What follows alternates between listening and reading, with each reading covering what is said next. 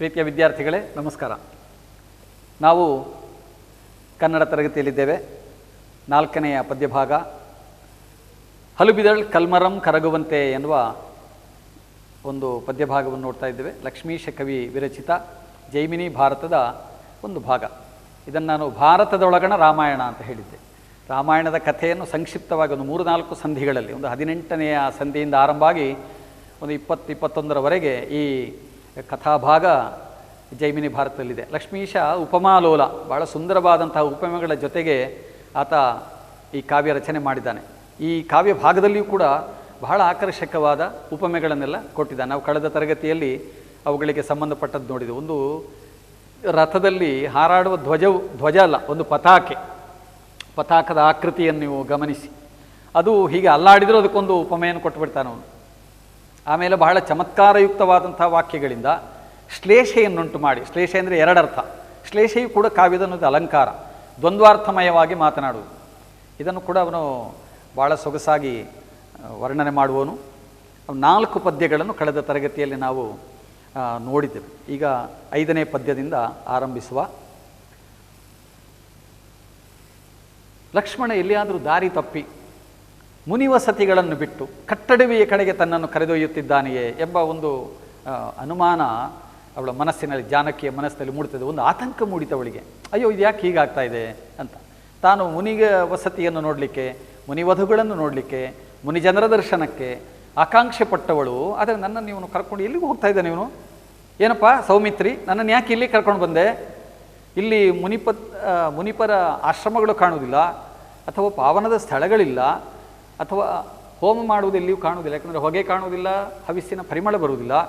ಎಲ್ಲಿಯೂ ವೇದಶಾಸ್ತ್ರಗಳ ಘೋಷವಾಗಿ ದೊಡ್ಡ ದನಿಯಲ್ಲಿ ಮೊತ್ತವಾಗಿ ಎಲ್ಲ ಋಷಿಗಳು ಒಟ್ಟಿಗೆ ಸೇರಿ ವೇದಗಳನ್ನೆಲ್ಲ ಉಚ್ಚಾರ ಮಾಡುವಂಥದ್ದು ಕೇಳುವುದಿಲ್ಲ.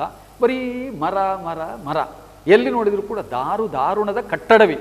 ಅಯ್ಯೋ, ಇಲ್ಲಿಗೆ ಯಾಕಪ್ಪ ಕರ್ಕೊಂಡು ಬಂದಿ ನನ್ನನ್ನು ಅಂತ ಅವಳು ದುಃಖದಿಂದ ಆತಂಕದಿಂದ ಕೇಳ್ತಾಳೆ. ಏನು ಮಾಡಬೇಕೀಗ? ನರನಾಥ ಕೇಳ್. ನೋಡಿ, ಕತೆ ಹೇಳುವವನು ಕೂಡ ಸ್ವಲ್ಪ ನಿಟ್ಟುಸಿರು ಬಿಟ್ಟೆ ಕತೆ ಹೇಳಿದಾಗುಂಟು. ಅಲ್ಲಿ ಒಂದು ಪದ ಹೇಗೆ ಸೇರಿಸಿಕೊಳ್ತಾನೆ. ನರನಾಥ ಕೇಳ್, ಅವನಿಸುತ್ತೆ ನುಡಿದ ಮಾತಿಗೆ ಉತ್ತರವನಾಡದೆ ಮನದೊಳ್ಳು ಊರೇ ನೊಂದು. ಅವನಿಸುತ್ತೆ, ಅವನಿ ಅಂದರೆ ಭೂಮಿ, ಸುತೆ ಅಂದರೆ ಮಗಳು. ಸೀತೆ ಭೂಮಿಯ ಮಗಳು. ಜನಕ ಮಹಾರಾಜ ಯಜ್ಞದ ನಿಮಿತ್ತವಾಗಿ ಚಿನ್ನದ ನೇಗಿಲಿನಲ್ಲಿ ಭೂಮಿಯನ್ನು ಉಳುವಾಗ ಅದರ ಒಳಗೆ ಸಿಕ್ಕಿದಂತಹ ಪೆಟ್ಟಿಗೆಯಲ್ಲಿದ್ದಂಥ ಹೆಣ್ಣು ಮಗುವೇ ಜಾನಕಿ. ಆದ್ದರಿಂದ ಅವಳನ್ನು ಭೂಮಿಸುತ್ತೆ ಅಂತ ಕರೀತಾರೆ, ಅವನಿಸುತ್ತೆ. ನರನಾಥ ಕೇಳು, ರಾಜನೇ ಕೇಳು, ಎಂಥ ವಿಚಿತ್ರವಾದ ಕಥೆ ನೋಡಿದು. ಅವನಿಸುತ್ತೆ ನುಡಿದ ಮಾತಿಗೆ ಉತ್ತರವನ್ನಾಡದೆ. ಒಂದು ಪ್ರತಿಯಾಗಿ ಒಂದು ಉತ್ತರ ಹೇಳಬೇಕಲ್ಲ, ಅವನು ಆಡಲಿಲ್ಲ, ಮಾತಾಡಲಿಲ್ಲ ಲಕ್ಷ್ಮಣ. ಮನದೊಳ್ ಉರೆ ನೊಂದು. ಉರೆ ಅಂದರೆ ಚೆನ್ನಾಗಿ ಅಥವಾ ಹೆಚ್ಚು, ಅಧಿಕ ಎಂಬ ಅರ್ಥ. ಉರೆ ಅಂತ ಹೇಳಿದರೆ ಅಧಿಕವಾಗಿ ಅಂತ ಅರ್ಥ ಮಾಡಬೇಕು. ಮನದೊಳ್ ಉರೆ ನೊಂದು, ತುಂಬ ನೊಂದುಕೊಂಡು, ಬಹಳ ಬೇಸರಪಟ್ಟುಕೊಂಡು. ರಾಘವೇಶ್ವರನ್ ಎಂದ ಕಷ್ಟಮಂ ಪೇಳ್ದಪೆನೋ ಮೇಣ್ ಉಸಿರದೇ ಇರ್ದಪೆನೋ. ನಿಷ್ಠುರದೋಳು. ಇದು ಹೇಳಿದ್ರು ನಿಷ್ಠುರ, ಹೇಳದಿದ್ರು ನಿಷ್ಠುರ. ಇದು ಒಂದು ಸ್ವಾರಸ್ಯ. ಕೆಲವು ಈ ಸತ್ಯ ಅಂತ ಹೇಳಿದರೆ ಬಿಸಿ ತುಪ್ಪದ ಹಾಗೆ ಅಂತ. ಬಿಸಿ ತುಪ್ಪ ನಾವು ಉಗುಳಿದರೆ ತುಪ್ಪ ಅಲ್ವ, ತುಪ್ಪ ಹಾಳಾಗ್ತದೆ. ಹಾಗಂತ ನುಂಗಿದರೆ ಗಂಟಲು ಸುಡ್ತದೆ. ಏನು ಮಾಡೋಣ? ಬಹಳ ನಿಷ್ಠುರ, ಬಹಳ ಕಷ್ಟ ಅಂತ. ರಾಘವೇಶ್ವರನ್ ಎಂದ ಕಷ್ಟಮಂ ಪೇಳ್ದಪೆನೋ ಮೇಣ್ ಉಸಿರದೇ ಇರ್ದಪೆನೋ. ರಾಘವೇಶ್ವರ ಅಂದರೆ ರಾಮ, ರಾಘವರು ಅಂದರೆ ರಘುವಂಶದವರು. ರಘುವಂಶದವರು ಅನೇಕ ಮಂದಿ ರಾಜರುಗಳಿದ್ದಾರೆ. ಅವರಲ್ಲಿ ಅತ್ಯಂತ ಶ್ರೇಷ್ಠ ಒಬ್ಬ ಈಶ್ವರಪ್ರಾಯ ಎಂಬವನು ರಾಮ. ಅವನು ಎಂದ ಕಷ್ಟಮಂ, ಅವನು ಹೇಳಿದ ಕಷ್ಟ. ಅವನು ಹೇಳಿದ ಕಷ್ಟ ಅಂದರೆ ಏನು? ಸೀತೆಯನ್ನು ಕಾಡಿನಲ್ಲಿ ಬಿಟ್ಟು ಬಾ, ಗಂಗಾ ನದಿ ಆಚೆಗಿರುವ ಕಾಡಿನಲ್ಲಿ ಬಿಟ್ಟು ಬಾ. ಇದು ರಾಘವೇಶ್ವರ ಹೇಳಿದ್ದು, ಇದು ರಾಮ ಹೇಳಿದ್ದು. ಇದನ್ನು ಸೀತೆಯಲ್ಲಿ ಹೇಳುವುದಾ?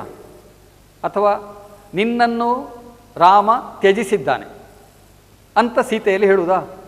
ಏನು ಹೇಳಬೇಕು? ಪೇಳ್ದಪೆನೋ, ನಾನಿದನ್ನು ಹೇಳಿಯೇ ಬಿಡುವುದಾ? ಮೇಣ್ ಉಸಿರದೆ ಇರ್ದಪೆನೋ, ನಾನಿದನ್ನು ಹೇಳಲೋ ಹೇಳದಿರಲೋ? ಉಸಿರದೆ ಇರ್ದಪೆನೋ.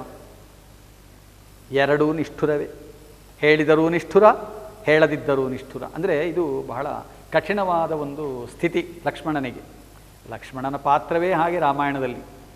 ಅವನಿಗೆ ತುಂಬ ಕಠಿಣವಾದ ಪರಿಸ್ಥಿತಿಗಳು ಜೀವನದಲ್ಲಿ ಬಂದಿವೆ. ಬಿಡಿ, ರಾಮಾಯಣ ಓದಿದರೆ ಇದೆಲ್ಲ ಗೊತ್ತಾಗ್ತದೆ. ಮನುಷ್ಯರ ಜೀವನವೇ ಹಾಗೆ, ಇಕ್ಕಟ್ಟಿನ ಪರಿಸ್ಥಿತಿ. ಕೆಲವೊಮ್ಮೆ ಎಷ್ಟು ಒಳ್ಳೆಯದೇ ಆಗಿದ್ದರೂ ಕೂಡ ನಮಗೆ ಅದನ್ನು ಸ್ವೀಕರಿಸಲಿಕ್ಕಾಗುವುದಿಲ್ಲ, ಕನ್ನಡಿಯೊಳಗಿನ ಗಂಟಾಗಿ ಬಿಡ್ತದೆ. ಕೆಲವೊಮ್ಮೆ ಎಷ್ಟೇ ಕೆಟ್ಟದಾಗಿದ್ದರೂ ಕೂಡ ಬಿಡಲಿಕ್ಕಾಗುವುದಿಲ್ಲ, ಅದು ಬ್ರಹ್ಮ ಕಪಾಲದಾಗಿರ್ತದೆ, ನಮ್ಮ ಕೈ ಬಿಡುವುದಿಲ್ಲ, ಕಷ್ಟ. ಈಗ ಲಕ್ಷ್ಮಣನಿಗೆ ಅಂಥದ್ದೇ ಒಂದು ಪರಿಸ್ಥಿತಿ ಬಂದಿದೆ. ಕಟ್ಟಾಜ್ಞೆ ರಾಮನದು, ಸೀತೆಯನ್ನು ಬಿಟ್ಟು ಬಾ ಹೇಳಿಬಿಡುವುದು. ಸೀತೆಯಲ್ಲಿ ತರಣಿಕುಲ ಸಾರ್ವಭೌಮನ ರಾಣಿಯಂ ಬನದೊಳ್ಳು ಇರಿಸಿ ಪೋದಪೆನ್ ಎಂತ. ತರಣಿ ಕುಲ, ಸೂರ್ಯಕುಲ. ತರಣಿ ಅಂದರೆ ಸೂರ್ಯ, ಸೂರ್ಯವಂಶ. ಸೂರ್ಯವಂಶದ ಸಾರ್ವಭೌಮ ಅಂದರೆ ರಾಮ, ರಾಮನ ರಾಣಿ ಅಂದರೆ ಸೀತೆ. ತರಣಿಕುಲ ಸಾರ್ವಭೌಮನ ರಾಣಿ ಅಂದರೆ ಸೀತೆ, ರಾಮನ ಮಡದಿಯಾದ ಸೀತೆ. ರಾಣಿಯಂ ಅವಳನ್ನು ಬನದೊಳ್ ಇರಿಸಿ ಪೋದಪೆನ್ ಎಂತೋ, ಅವಳನ್ನು ಕಾಡಿನಲ್ಲಿ ಹೀಗೆ ಇಟ್ಟು ಬಿಟ್ಟು ತಾನು ಹೇಗೆ ಹೋಗಲಿ ಅಂತ. ಇದು ಒಂದು. ಪೋಗದಿರ್ದೊಡೆ ಸಹೋದರನ್ ಏನನ್ ಎಂದಪನ ಅಥವಾ ಏನೆಂದಪನೋ. ಈಗ ಸೀತೆಯನ್ನಿಲ್ಲಿ ಪರಿತ್ಯಜಿಸದಿದ್ದರೆ, ಸೀತೆಯನ್ನಿಲ್ಲಿ ಬಿಟ್ಟು ಹೋಗದಿದ್ದರೆ, ಅಥವಾ ಲಕ್ಷ್ಮಣ ಮರಳಿ ಅಯೋಧ್ಯೆಯನ್ನು ಸೇರದಿದ್ದರೆ ರಾಮ ಏನು ಭಾವಿಸ್ಯಾನು? ತನ್ನ ಆಜ್ಞೆಯನ್ನು ಲಕ್ಷ್ಮಣ ಪಾಲಿಸಲಿಲ್ಲ ಅಂತ ರಾಮ ಅಂದುಕೊಳ್ಳುವುದು. ಸೀತೆಯನ್ನು ಬಿಡಲಾರೆ, ರಾಮನ ಆಜ್ಞೆಯನ್ನು ಮೀರಲಾರೆ. ಇದು ಲಕ್ಷ್ಮಣನ ಇಕ್ಕಟ್ಟು. ಇಕ್ಕಟ್ಟು ಅಂದರೆ ಎರಡೂ ಕಡೆ ಕಟ್ಟಿದಂತಹ ಪರಿಸ್ಥಿತಿ. ಅತ್ತ ದರೀತ ಪುಲಿ ಅಂತ ಹೇಳಿದ ಹಾಗೆ ಎರಡೂ ಕೂಡ ಕಷ್ಟದ್ದೇ. ತರಣಿಕುಲ ಸಾರ್ವಭೌಮನ ರಾಣಿಯಂ ಬನದೊಳ್ಳಿರಿಸಿ ಪೋದೆಪನ್ ಎಂತೋ, ಪೋಗದಿರ್ದಡೆ ಸಹೋದರನ್ ಅದೇನೆಂದಪನ. ಅದೇನು ಹೇಳ್ತಾನೆಯೋ ರಾಮನ ಆಜ್ಞೆ. ಅದು ಮತ್ತೆ ಕೊನೆಗಾಗುವಾಗ ರಾಮ ನಿರ್ಯಾಣದಲ್ಲಿ ಲಕ್ಷ್ಮಣನಿಗೆ ಮರಣದಂಡನೆ ಕೊಡ್ತಾನೆ ರಾಮ. ಮರಣದಂಡನೆ ಇಂಥ ಒಂದು ಶಿಕ್ಷೆ. ಕತ್ತಿಯಲ್ಲಿ ತಲೆ ಕಡಿಯದಿದ್ದರೂ ಊರು ಬಿಟ್ಟು ಹೋಗು ಅಂತ ಹೇಳ್ತಾನೆ. ಇದು ರಾಮನ ಆಜ್ಞೆ ಅಂತ ಹೇಳಿದರೆ ಕೆಲವೊಮ್ಮೆ ಹಾಗೆ ಆಗ್ಬೋದು. ರಾಮನ ನಿರ್ಧಾರಗಳು ತುಂಬ ಕಟುವಾದವುಗಳು. ಕಟು ಅಂದರೆ ಖಾರ ಅಂತ ಅರ್ಥ. ಎಲ್ಲರಿಗೂ ಸಹಿಸಿಕೊಳ್ಳಿಕ್ಕೆ ಸಾಧ್ಯ ಇಲ್ಲ, ಎಲ್ಲರ ಗಂಟಲಲ್ಲಿ ಇಳಿಲಿಕ್ಕಿಲ್ಲ ಅದು. ಲಕ್ಷ್ಮಣನಂತವನೇನೋ ಅದನ್ನೆಲ್ಲ ಸಹಿಸಿಕೊಂಡಿದ್ದಾನಷ್ಟೇ. ಅವನ ನಿರ್ಧಾರಗಳು ಕೆಲವೊಮ್ಮೆ ಸಾಮಾನ್ಯ ಮನುಷ್ಯರಿಂದ ಮಾಡಲಿಕ್ಕೆ ಸಾಧ್ಯ ಇಲ್ಲದೆ ಇದ್ದದ್ದು, ಆದರೆ ಅವನು ಮಾಡಿದ್ದಾನೆ. ತರಣಿಕುಲ ಸಾರ್ವಭೌಮನ ರಾಣಿಯಂ ಬನದೊಳ್ ಇರಿಸಿ ಪೋದೆಪನ್ ಎಂತೋ, ಪೋಗದಿರ್ದೊಡೆ ಸಹೋದರನ್ ಅದೇನ್ ಎಂದಪನೋ. ಹಾ ಎಂದು ಲಕ್ಷ್ಮಣಂ ಬೆಂದು ಬೇಗುದಿಗೊಂಡನು. ಬೇಯುವುದು, ಬೇಗುದಿಗೊಳ್ಳುವುದು ಅರ್ಥ ಎರಡಕ್ಕೂ ಒಂದೇ. ತುಂಬ ದುಃಖಕ್ಕೆ ಒಳಗಾದ ಅಂತ ಅದರ ಅರ್ಥ. ತುಂಬ ಸಂಕಟಕ್ಕೆ ಒಳಗಾದ. ಈ ಹೇಳಲಾರದ ಸಂಕಟ, ಪ್ರಕಟಿಸಲಾರದ ಸಂಕಟಕ್ಕೆ ಬೇಗುದಿ ಅಂತ ಹೇಳ್ತಾರೆ. ನಮ್ಮಲ್ಲಿ ನೋಡಿ, ಈ ಕುದಿಯುವುದು, ಪಾತ್ರೆ ಒಳಗೆ ನೀರು ಕುದಿಯುವುದು ಅಥವಾ ಅನ್ನಕ್ಕಿಟ್ಟ ಪಾತ್ರೆಯಲ್ಲಿ ಗಂಜಿ ಕುದಿಯುವುದು ಇತ್ಯಾದಿಗಳನ್ನು ನೀವು ಗಮನಿಸಿರ್ಬೋದು. ಅಥವಾ ಕುಕ್ಕರನ್ನು ನೋಡಿ, ಕುಕ್ಕರ್ ಅಂತ ಇದೆಯಲ್ಲ, ಅದರೊಳಗೆ ನೋಡಿ ನೀವು ಅದರ ವಿಸಿಲೆಲ್ಲ ಆಗುವವರೆಗೆ ಅದು ಕಾಯುವಾಗ ಅದರಲ್ಲಿ ಒಂದಷ್ಟು ಶಬ್ದಗಳೆಲ್ಲ ಬರ್ತಾ ಇರ್ತವೆ. ಅದು ಕುದಿಯುತ್ತಿರುವ ಮತ್ತು ಅದು ಉಸಿರು ಬಿಡುವ ಇದನ್ನೆಲ್ಲ ನೀವು ಗಮನಿಸ್ಬೋದು. ಮನುಷ್ಯನ ಸ್ಥಿತಿಯೂ ಹಾಗೆ. ಒಳಗೆ ಬಿಸಿ ಹೆಚ್ಚಾಗುವಾಗ ಅದು ಆ ಥರದಲ್ಲಿ ಮನುಷ್ಯನನ್ನು ಒಂದು ಸಂಕಟಕ್ಕೆ ಈಡು ಮಾಡ್ತದೆ. ಬೆಂದು ಬೇಗುದಿಗೊಂಡನು. ಪಾತ್ರೆಯಲ್ಲಿಟ್ಟಂಥ ವಸ್ತುವೊಂದು ಬೆಂದ ಹಾಗೆ ಮೆತ್ತಗಾಗಿ ಬಿಟ್ಟ ಲಕ್ಷ್ಮಣ. ಹೇಳಲಾರೆ, ಹೇಳದೇ ತಾಳಲಾರೆ ಅಂತ ಅದು ಅವನ ಪರಿಸ್ಥಿತಿ. ಆಮೇಲೆ ಹೇಳಲಾರೆ ಅಂತ ಹೇಳಿದ್ರು ಕೂಡ ಹೇಳಲೇಬೇಕಾದ ಪರಿಸ್ಥಿತಿ. ಕೇಳಿದವಳು ಸೀತೆ, ಇನ್ಯಾರೋ ಅಲ್ಲ, ಆದ್ದರಿಂದ ಹೇಳಲೇಬೇಕಾಯ್ತು ಅವನು. ಮತ್ತೆ ರಾಮ ದೂರದಲ್ಲಿದ್ದಾನೆ, ಸೀತೆ ಹತ್ತಿರದಲ್ಲಿದ್ದಾಳೆ. ಈಗ ಇವಳಿಗೊಂದು ಉತ್ತರ ಕೊಡಲೇಬೇಕಷ್ಟೇ. ಆ ರೀತಿಯಲ್ಲಿ ಕೇಳ್ತಾ ಇದ್ದಾಳು. ದೇವಿ ನಿನಗೆ ಇನ್ನೆಗಂ ಪೇಳುವುದಿಲ್ಲ. ಇನ್ನೆಗಂ ಈವರೆಗೆ ದೇವಿ ನಿನಗೆ ಇನ್ನೆಗಂ ಪೇಳುವುದಿಲ್ಲ. ಅಪವಾದಂ ಆವರಿಸೆ ನಿನ್ನನ್ನು ಒಲ್ಲದೆ ರಘುಕುಲೋದ್ಭವಂ ಸೀವರಿಸಿ ಬಿಟ್ಟು ಕಾಂತಾರಕ್ಕೆ ಕಳುಹಿಬಾ ಎಂದು ಎನಗೆ ನೇಮಿಸಿದೊಡೆ ಆ ವಿಭುವಿನ ಆಜ್ಞೆಯ ಮೀರಲರಿಯದೆ ಮೆಲ್ಲನಿ ವಿಪಿನಕ್ಕೆ ಒಡಗೊಂಡು ಬಂದೆನು. ನೋಡಿ ಲಕ್ಷ್ಮಣನ ಉತ್ತರ. ಅವನು ಅತ್ಯಂತ ಸಂಕ್ಷಿಪ್ತವಾಗಿ ಉತ್ತರ ಕೊಡ್ತಾನೆ, ಅಥವಾ ಲಕ್ಷ್ಮೀಶನ ಲಕ್ಷ್ಮಣ ಹೀಗೆ ಉತ್ತರ ಕೊಡ್ತಾನೆ. ದೇವಿ ನಿನಗೆ ಇನ್ನೆಗಂ ಪೇಳುವುದಿಲ್ಲ, ನಾನು ಇಲ್ಲಿವರೆಗೆ ನಿನಗೆ ಹೇಳಲಿಲ್ಲ. ಅದೇ ಹಾಗೆ ಹೇಳುವುದರಲ್ಲಿ ಒಂಥರದ ಐ ಆಮ್ ವೆರಿ ಸಾರಿ ಅಂತ ಹೇಳಿ ಕೆಲವರು ಆರಂಭ ಮಾಡ್ತಾರೆ ನೋಡಿ. ಇದು ಕೆಟ್ಟ ಸುದ್ದಿ ಹೇಳಬೇಕು, ಐ ಆಮ್ ವೆರಿ ಸಾರಿ ಅಂತ ಹೇಳ್ತಾ ಶುರು ಮಾಡ್ತಾರಲ್ಲ, ಇದೊಂದು ಉಪಕ್ರಮ. ಅಂದರೆ ಒಂದು ಮಾತನ್ನು ತೊಡಗುವಂಥ ರೀತಿ ಬಹಳ ಸೊಗಸಾಗಿದೆ. ಅದು ಕವಿಗಳು ಮಾತ್ರ ಇಂಥದ್ದೆಲ್ಲ ಹೇಳ್ಬೋದಷ್ಟೇ. ದೇವಿ ನಿನಗೆ ಇನ್ನೆಗಂ ಪೇಳುವುದಿಲ್ಲ, ನಿನಗೆ ಇಲ್ಲಿವರೆಗೆ ಹೇಳಲಿಲ್ಲ. ನಾನು ಹೇಳಲಿಲ್ಲ ಅಂತೇನು, ರಾಮನೇ ಹೇಳಲಿಲ್ಲ, ಮತ್ತಾರೂ ಹೇಳಲಿಲ್ಲ. ಅಪವಾದಂ ಆವರಿಸೆ ನಿನ್ನನ್ನು ಒಲ್ಲದೆ ರಘುಕುಲೋದ್ಭವಂ ಸೀವರಿಸಿ ಬಿಟ್ಟು ಕಾಂತಾರಕ್ಕೆ ಕಳುಹಿಬಾ ಎಂದು ಎನಗೆ ನೇಮಿಸಿದೊಡೆ. ನೋಡಿ, ಅಪವಾದಂ ಆವರಿಸಿ, ರಾಮನಿಗೆ ಅಪವಾದ ಬಂತು. ರಾಮನಿಗೆ ಅಪವಾದ ಬಂತು. ನೋಡಿ, ಇಲ್ಲಿ ಹೆಚ್ಚು ವಿವರಗಳಿಲ್ಲ ಈ ಭಾಗದಲ್ಲಿ. ಏನು ಅಪವಾದ ಹಾಗಾದರೆ ಅಂತ ಕೇಳಬೇಡುವ ಸೀತೆ, ಅದಕ್ಕೆಲ್ಲ ಇಲ್ಲಿ ಅವಕಾಶಗಳಿಲ್ಲ. ಮತ್ತಿದೆಲ್ಲ ಈ ಹಿಂದಿನ ಕಥೆಯನ್ನು ಮತ್ತೆ ಹೇಳುವಾಗ ಕಥೆ ಗೊತ್ತಿದ್ದವರಿಗೆ ಕಥೆಯನ್ನು ಹೇಳುವುದು, ಹಾಗಾಗಿ ಅವರಿಗೆಲ್ಲ ಇದಕ್ಕಿಂತ ಹೆಚ್ಚು ವಿವರಣೆ ಬೇಕಾಗುವುದಿಲ್ಲ. ಮತ್ತು ನಮಗೆ ಇದರ ಪೂರ್ವದ ಕಥೆ ಓದುವವರಿಗೆ ಗೊತ್ತಿದೆ, ಆದ್ದರಿಂದ ಇಲ್ಲಿ ಹೆಚ್ಚು ವಿವರಣೆ ಬೇಡ ಅಂತ ಕವಿ ಇವುಗಳನ್ನೆಲ್ಲ ಸ್ವಲ್ಪ ವೇಗವಾಗಿ ಮುಂದಕ್ಕೆ ಕೊಂಡು ಹೋಗ್ತಾನೆ. ಅಪವಾದಂ ಆವರಿಸೆ ನಿನ್ನನ್ನು ಒಲ್ಲದೆ, ಅಂದರೆ ಸೀತೆಯ ನಿಮಿತ್ತವಾಗಿ ತನಗೆ ಬಂದ ಅಪವಾದದಿಂದಾಗಿ ರಾಮನು ಸೀತೆಯನ್ನು ಒಲ್ಲದೆ, ರಘುಕುಲೋದ್ಭವಂ ಸೀವರಿಸಿ, ಸೀವರಿಸಿ ಅಂದರೆ ಜುಗುಪ್ಸೆ ಅಂತ ಅರ್ಥ. ಜುಗುಪ್ಸೆ, ಜುಗುಪ್ಸೆ ಅಂದರೆ ಒಂದು ಹೇಸಿಗೆಯ ಭಾವನೆ. ಜಿಗುಪ್ಸೆ ಅಲ್ಲ, ಜುಗುಪ್ಸೆ. ಜುಗುಪ್ಸೆ ಅಂದರೆ ಹೇಸಿಗೆಯ ಭಾವನೆ. ಈಗ ಕೊಳಕು ಒಂದು ವಸ್ತ್ರದ ಮೇಲೆ, ಬಟ್ಟೆಯ ಮೇಲೆ ಬಿದ್ದರೆ ನಮಗೆ ತಕ್ಷಣ ಹೇಸಿಗೆ, ಆ ಕೊಳಕನ್ನು ಕಳೆದುಕೊಳ್ಳಬೇಕು ಅಂತ. ಹಾಗೆ ಕೀರ್ತಿ ಎನ್ನುವಂತಹ ಧವಳ ವಸನದಲ್ಲಿ ಒಂದು ಕಲಂಕ, ಒಂದು ಕೊಳಕು, ಅದು ರಾಮನ ಅಥವಾ ರಾಮನ ವಂಶದವರ ಆ ಧವಳ ಅಂಗದಲ್ಲಿ ಅಥವಾ ಧವಳ ವಸನದಲ್ಲಿ ಒಂದು ಕಲಂಕ ಬಂದ ಹಾಗಾಯಿತು. ಕಲಂಕ ಬಂದಾಗ ಏನು ಮಾಡಬೇಕು? ಅದನ್ನು ತೊಳ್ಕೊಳ್ಬೇಕು, ಕಳೆದುಕೊಳ್ಬೇಕು. ಅಪವಾದಂ ಆವರಿಸೆ ಸೀವರಿಸಿ, ಸೀವರಿಸು ಅಂದರೆ ಹೇಸಿಗೆ ಪಟ್ಟು. ಬಿಟ್ಟು ಕಾಂತಾರಕ್ಕೆ ಕಳುಹಿಬಾ, ಅಲ್ಲಿ ಬಿಟ್ಟು ಎನ್ನುವುದನ್ನು ನಾವು ಬಿಟ್ಟು ತೊಂದರೆ ಇಲ್ಲ, ಕಾಂತಾರಕ್ಕೆ ಕಳುಹಿಬಾ, ಸೀತೆಯನ್ನು ಕಾಡಿನಲ್ಲಿ ಬಿಟ್ಟು ಬಾ ಅಂತ. ಕಳುಹಿಬಾ ಎಂದೆನಗೆ ನೇಮಿಸಿದೊಡೆ, ನನಗೆ ನೇಮವನ್ನು ಕೊಟ್ಟ. ನೇಮ ಅಂದರೆ ಆಜ್ಞೆ ಎಂಬ ಅರ್ಥ. ನಿಯಮ, ನೇಮ. ನೇಮ ಅಂದರೆ ಆಜ್ಞೆ. ಲಕ್ಷ್ಮಣನಿಗೆ ವಿಭುವಿನ ಆಜ್ಞೆ. ವಿಭು ಯಾರು? ರಾಮಚಂದ್ರ. ಬಾ ಎಂದೆನಗೆ ನೇಮಿಸಿದೊಡೆ ಆ ವಿಭುವಿನ ಆಜ್ಞೆಯಂ ಮೀರಲರಿಯದೆ, ನನಗೆ ಅದನ್ನು ಮೀರುವುದಕ್ಕೆ ಗೊತ್ತಿಲ್ಲ. ಮೀರುವುದಕ್ಕೆ ಗೊತ್ತಿಲ್ಲ ಅಂತ ಹೇಳಿದರೆ ಹೇಗೆ ಮೀರುವುದು ಅಂತಂದು ಆಲೋಚನೆ ಮಾಡ್ಬೋದು ಅಂತ ಹಾಗೆ ಅರ್ಥ ಅಲ್ಲ, ಮೀರಬಾರದು ಅಂತ ಅರ್ಥ. ಈಗ ತುಳುವಿನಲ್ಲಿ ಒಂದು ಒಳ್ಳೆಯ ಪ್ರಯೋಗ ಉಂಟು. ಬಹುಶಃ ದಕ್ಷಿಣ ಕನ್ನಡದ ಅಥವಾ ಉತ್ತರ ನಮ್ಮ ಉಡುಪಿ ಕಡೆಯವರಿಗೆಲ್ಲ ಹೆಚ್ಚು ಚೆನ್ನಾಗಿ ಗೊತ್ತಿರ್ತದೆ, ಕರಾವಳಿ ಭಾಗದವರಿಗೆ. ನನಗೆ ಅಲ್ಲಿಗೆ ಹೋಗದೆ ಗೊತ್ತಿಲ್ಲ ಅಂತ. ಹೋಗದೆ ಗೊತ್ತಿಲ್ಲ ಅಂತ ಹೇಳಿದರೆ ಅರ್ಥ ಏನು? ಹೋಗದೇ ಇರಲಾರೆ ಅಂತ, ಹೋಗಲೇಬೇಕಷ್ಟೆ ಅಂತ. ಹೋಗಲೇಬೇಕಷ್ಟೆ, ಹೋಗದೆ ಉಪಾಯ ಇಲ್ಲ ಅಂತ ಕೆಲವರು ಹೇಳ್ತಾರೆ. ನೋಡಿ, ಹೋಗದೆ ಉಪಾಯ ಇಲ್ಲ. ಹಾಗಾದರೆ ಏನಾದರೂ ಉಪಾಯ ಮಾಡಿದರೆ ಹೋಗದೇ ಇರುವುದು ಅಲ್ಲ. ಹೋಗದೆ ಉಪಾಯ ಇಲ್ಲ ಅಂದರೆ ಹೋಗಲೇಬೇಕು, ಗತ್ಯಂತರ ಇಲ್ಲ ಅಂತ. ಹೋಗಲೇಬೇಕಷ್ಟೇ ಅಂತ. ಮೀರಲರಿಯದೆ ಮೆಲ್ಲನೆ ಈ ವಿಪಿನಕ್ಕೆ ಒಡಗೊಂಡು ಬಂದೆನು. ಇಲ್ಲಿ ಮೆಲ್ಲನೆ ಎನ್ನುವುದನ್ನು ಕೇವಲ ಪಾದಪೂರ್ತಿಗೆ ಸೇರಿಸಿದ ಶಬ್ದ ಅಂತ ಬೇಕಾದರೆ ಇಟ್ಟುಕೊಳ್ಳುವ. ಮೆಲ್ಲನೆ ಈ ಮೆಲ್ಲನೆ ಅಂತ ಹೇಳಿದರೆ ಏನೋ ಒಂದು ಜಾಣತನದಿಂದ ಅಂತ ಅರ್ಥ ಮಾಡಬಾರ್ದು. ಮತ್ತೇನು ಮಾಡುವುದು? ಗತ್ಯಂತರ ಇಲ್ಲ, ಬೇರೆ ಗತಿ ಇಲ್ಲ. ಹಾಗಾಗಿ ಅವನ ಆಜ್ಞೆಯನ್ನು ಪಾಲಿಸುವುದಕ್ಕೋಸ್ಕರವಾಗಿ ಈ ವಿಪಿನಕ್ಕೆ ಒಡಗೊಂಡು ಬಂದೆನು. ಒಡಗೊಂಡು ಅಂದರೆ ಜೊತೆಗೂಡಿ ಅಂತ. ವಿಪಿನ ಅಂದರೆ ಕಾಡು, ಈ ಕಾಡಿಗೆ ಕರ್ಕೊಂಡು ಬಂದೆ. ಇನ್ನು ಒಯ್ಯೊಯ್ಯೇನೆ ಆವಲ್ಲಿಗಾದಡು ಹೋಗು ಎಂದು ಲಕ್ಷ್ಮಣ ಬಾಷ್ಪಲೋಚನನಾದನು. ಇನ್ನು ಒಯ್ಯೊಯ್ಯನೆ, ಒಯ್ಯೊಯ್ಯನೆ ಅಂದರೆ ಬೇಗ ಬೇಗ ಎಂಬ ಅರ್ಥ. ಒಯ್ಯೊಯ್ಯನೆ ಅಂತ ಬೇಗ ಬೇಗ. ಯಾಕೆ ಬೇಗ ಬೇಗ? ಯಾಕೆ ಬೇಗ ಬೇಗ ಅಂದರೆ ಕತ್ತಲಾಗಲುವರೆಗೆ ಕಾಡಿನ ಒಳಗೆ ಭಯಂಕರವಾದ ಕಾಡಿನಲ್ಲಿಯೇ ಇದ್ದರೆ ಕಾಡು ಪ್ರಾಣಿಗಳಿಗೆ ತುತ್ತಾಗ್ಬೋದು ಸೀತೆ. ಆದ್ದರಿಂದ ಆದಷ್ಟು ಬೇಗ ಇಲ್ಲಿಂದ ಹೋದರೆ ಅಂದರೆ ಎಲ್ಲಿಗೆ ಹೋಗೋದು ಅಂತ ಲಕ್ಷ್ಮಣನಿಗೂ ಗೊತ್ತಿಲ್ಲ, ಯಾವ ದಿಕ್ಕಿನಲ್ಲಿ ಹೋಗಬೇಕು ಅಂತಲೂ ಗೊತ್ತಿಲ್ಲ. ಒಟ್ಟಿನಲ್ಲಿ ಈ ಸ್ಥಳದಲ್ಲಿ ಇರಬೇಡ, ತನ್ನ ಕಣ್ಣ ಮುಂದೆ ಇರಬೇಡ, ಒಮ್ಮೆ ಇಲ್ಲಿಂದ ಎಲ್ಲಿಗಾದರೂ ನೀನು ಹೋಗಿಬಿಡು, ನಿನಗೊಂದು ರಕ್ಷಣೆ ಎಲ್ಲಿಯಾದರೂ ಸಿಗಲಿ ಅಂತ ಅರ್ಥ ಇರ್ಬೋದು. ಆದರೆ ಬೇಗ ಹೊರಡು ಮಾತ್ರ. ಬೆಳಗಾಗಿದೆ ನೋಡಿ, ಬೆಳಗಾಗಿದೆ. ಅದರಿಂದ ಕಾಡಿನಲ್ಲಿ ದಾರಿಯಲ್ಲಿಯೋ ಒಂದು ಹುಡುಕಿಕೊಂಡು ಎಲ್ಲಿಯಾದರೂ ನೀನು ಮುಂದಕ್ಕೆ ಒಂದು ಸುರಕ್ಷಿತವಾದ ಜಾಗವನ್ನು ಸೇರು. ಈಗ ಬೇಗ ಹೋಗು ಎನ್ನುವುದು ಅದಕ್ಕೆ ಬೇಕಾಗಿ. ಬೇಗ ಹೋಗು ಎನ್ನುವುದು ಯಾಕೆ? ಇಲ್ಲಿಯೇ ಕಾಲ ಕಳೆದರೆ ಮುಂದಿನ ಕೆಲಸ ಸರಿಯಾಗುವುದಿಲ್ಲ ಅಂತ. ಹಾಗಾಗಿ ಮುಂದೇನೋ ಒಂದು ಉದ್ದೇಶ ಈಡೇರಿಸಿಕೊಳ್ಳಿಕ್ಕೆ ಬೇಕಾಗಿ ಈಗ ಸ್ವಲ್ಪ ತ್ವರೆ ಮಾಡುವುದು, ಅವಸರಿಸುವುದು ಯೋಗ್ಯ ಅಂತ. ಒಯ್ಯೊಯ್ಯನೆ ಮತ್ತೆ ಅಪಾಯ ಮುಂದೆ ಉಂಟು ಎನ್ನುವ ನಿರೀಕ್ಷೆ ಇದ್ದಾಗ ಸ್ವಲ್ಪ ಜನ ತ್ವರೆಯಿಂದ ತಮ್ಮ ಕೆಲಸಗಳನ್ನು ಮಾಡ್ತಾರೆ.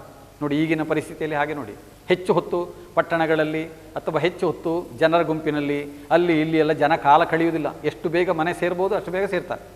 ಅದಕ್ಕೆ ಒಯ್ಯೊಯ್ಯನೆ ಅಂತ. ನೋಡಿ, ಸಂದರ್ಭ ಪರಿಸ್ಥಿತಿಯನ್ನು ನೋಡಿಕೊಂಡು ನಮ್ಮ ಈ ಧಾವಂತಗಳನ್ನು ನಾವು ಹೆಚ್ಚಿಸಿಕೊಳ್ಬೇಕು.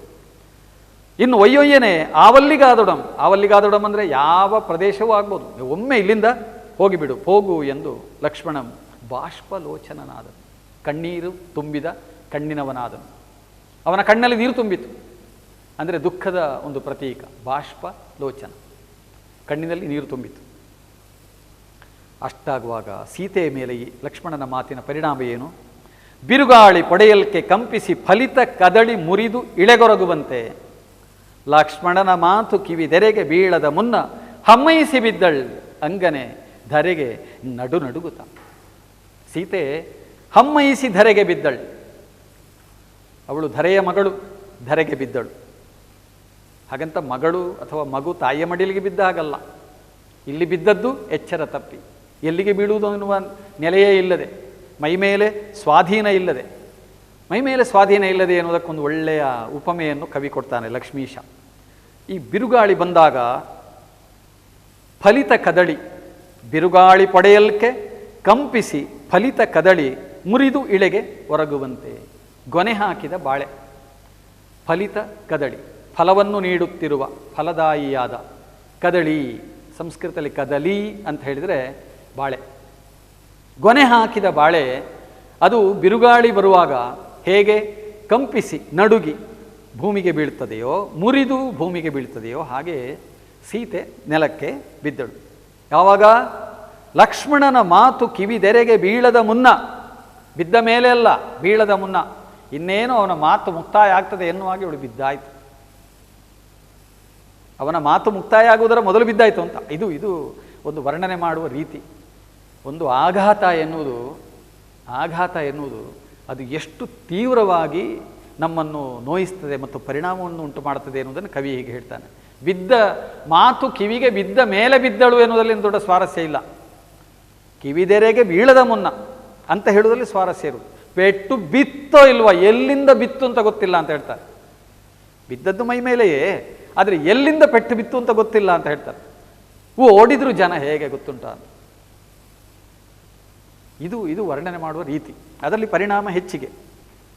ಬಿರುಗಾಳಿ ಪೊಡೆಯಲ್ಕೆ, ಪೊಡೆ ಅಂದರೆ ಹೊಡೆಯುವುದು, ಬಿರುಗಾಳಿ ಹೊಡೆದಾಗ ಕಂಪಿಸಿ ಫಲಿತ ಕದಳಿ ಮುರಿದು ಇಳೆಗೆ ಒರಗುವಂತೆ ಲಕ್ಷ್ಮಣನ ಮಾತು ಕಿವಿದೆರೆ ಅಂದರೆ ಕರ್ಣಪಟ, ಕರ್ಣದ ಒಂದು ಪರೆ, ಕಿವಿದೆರೆಗೆ ಬೀಳದ ಮುನ್ನ ಹಮ್ಮೈಸಿ ಬಿದ್ದಳು, ಅಯ್ಯಯ್ಯೋ ಅಂತ ಹೇಳ್ತಾ ಅವಳು ಭೂಮಿಗೆ ಬಿದ್ದಳು, ಧರೆಗೆ ನಡುನಡುಗಿ ಬಿದ್ದಳಂತೆ. ಮರೆದಳ್ ಅಂಗೋಪಾಂಗಮಂ, ಅಂಗ ಉಪಾಂಗ, ಅಂಗಗಳು ಮತ್ತು ಉಪಾಂಗಗಳು ಮೈಮೇಲಿನ ಎಲ್ಲ ಅವಯವಗಳು ಎಂಬ ಅರ್ಥ ಮಾಡಿದರೆ ಸಾಕು.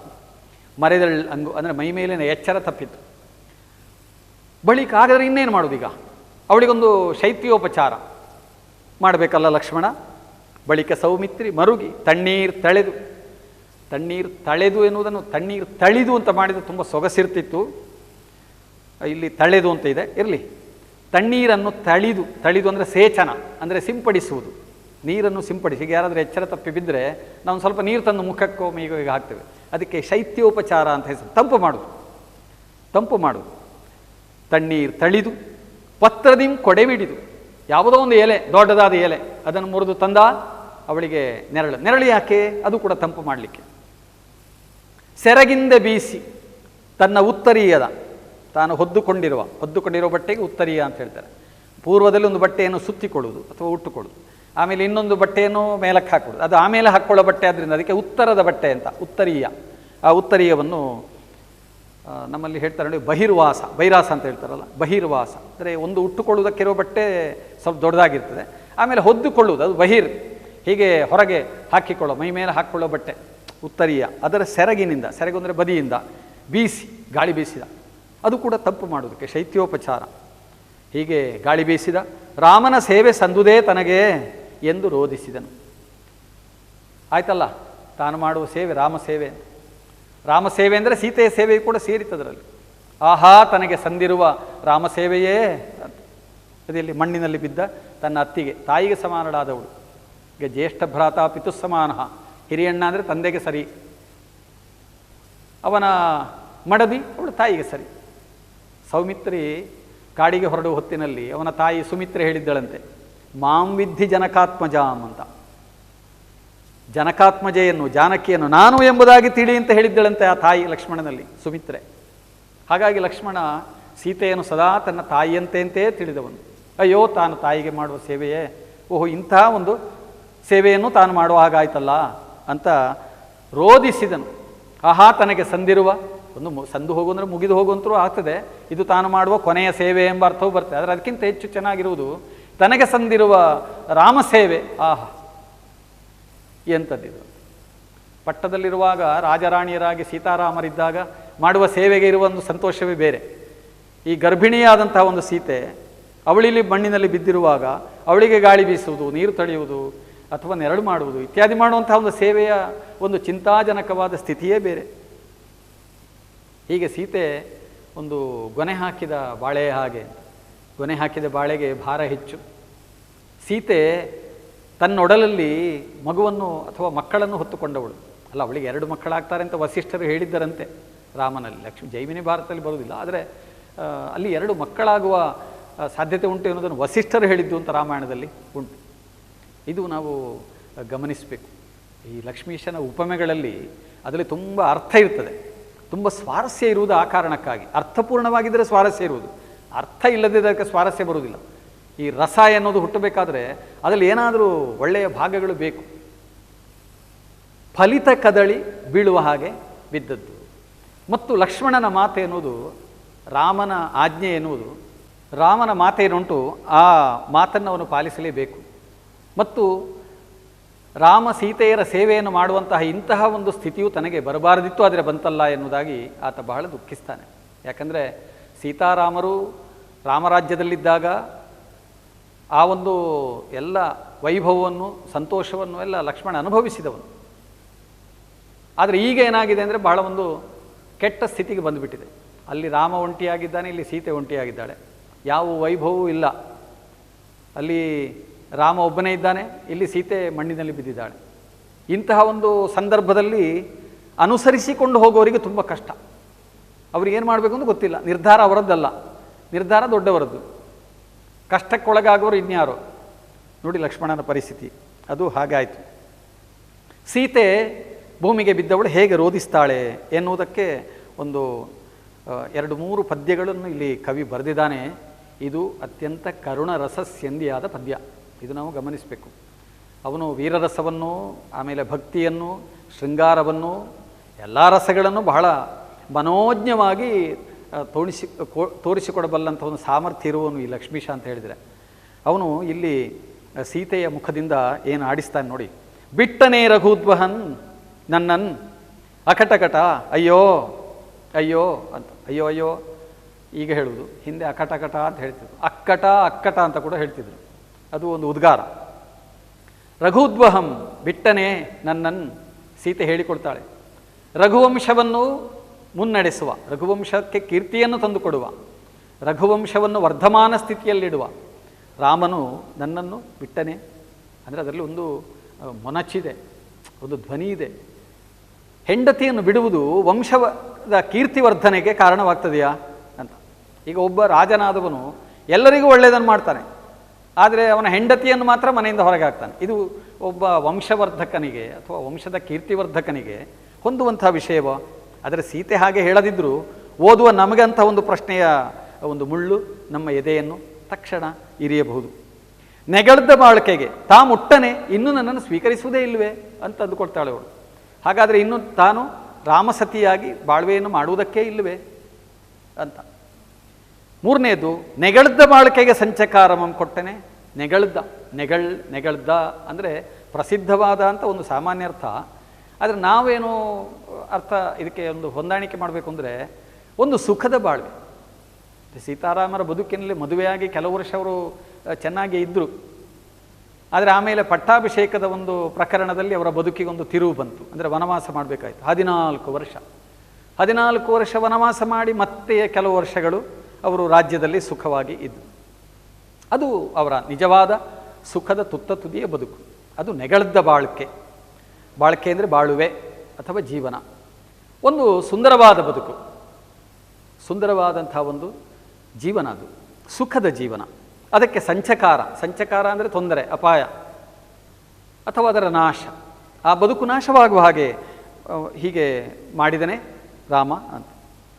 ಆಮೇಲೆ ಸುಮಿತ್ರಾ ತನುಜ ಕಟ್ಟರಣ್ಯದೊಳ್ ಕಳುಹಿಬಾ ಎಂದು ನಿನಗೆ ಕೊಟ್ಟನೆ ನಿರೂಪಮಂ.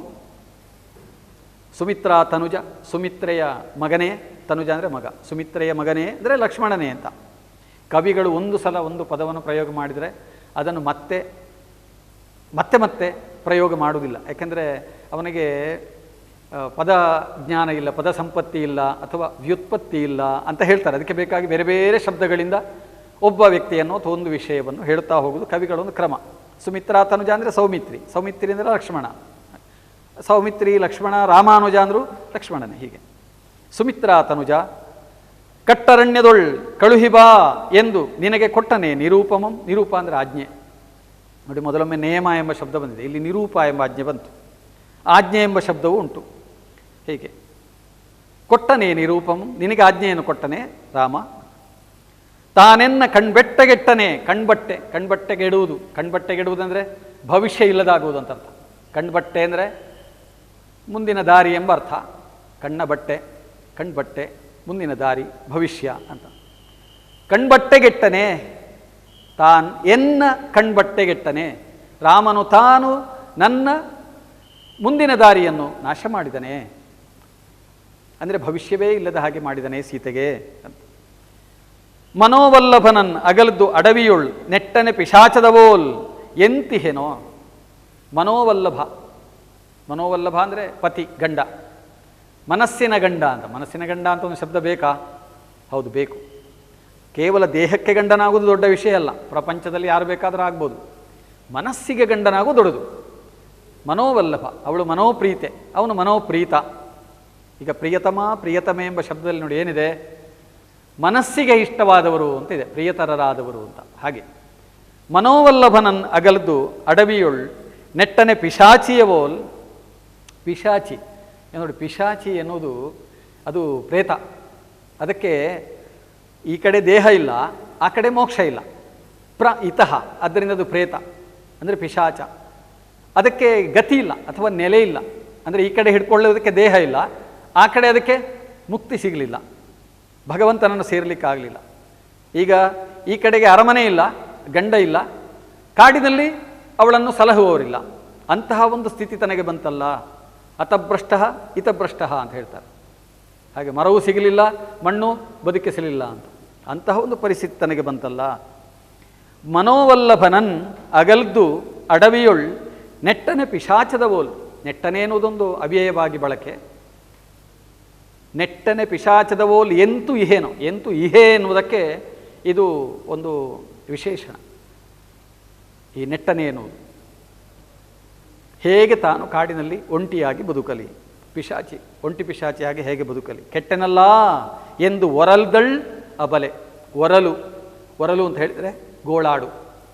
ಅಬಲೆಯಾದ ಸೀತೆ, ಇಲ್ಲಿ ಸೀತೆಯನ್ನು ಅಬಲೆ ಅಂತ ಹೇಳ್ತಾರೆ.